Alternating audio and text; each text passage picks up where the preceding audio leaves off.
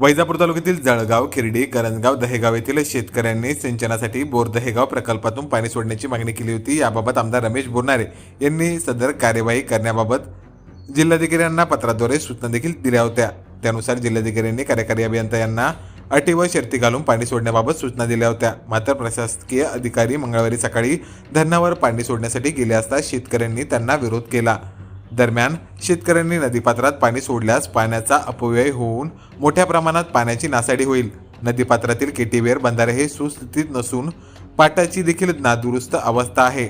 पाणी सोडायला आमचा विरोध नाही, मात्र पाण्याच्या होणाऱ्या नासाडीला आमचा विरोध आहे। पाटाची दुरुस्ती करून पाणी सोडण्यात यावे अशी मागणी शेतकऱ्यांकडून करण्यात आली।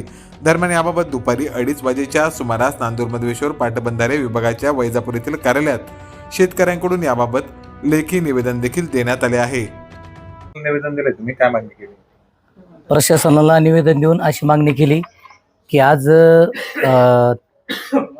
त्यांचं म्हणणं होतं की नदी पात्रात पाणी सोडायचं आहे। तर आमचं एवढंच म्हणणं आहे की नदी पात्रात जर पाणी सोडलं ते पाणी पूर्ण वेस्टेज पाणी जाणार आहे खाली, कारण नदी पात्र म्हणजे मोठे आणि त्याचे केटीआर दरवाजे हे तुटलेले आहे आणि हे जे पाणी पाटानं सोडण्यात गेलं पाहिजे, जेणेकरून शेतकऱ्याचा फायदा होईल आणि पाण्याचे नुकसान होणार नाही।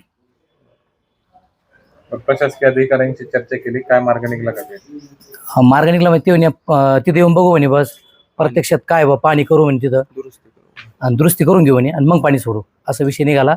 आणि ह्या आपलं जे बोर दहेगाव प्रकल्प आहे, या प्रकल्पामधून या 10 ते 12 गावाचा पिण्याचा पाण्याचा प्रश्न आहे।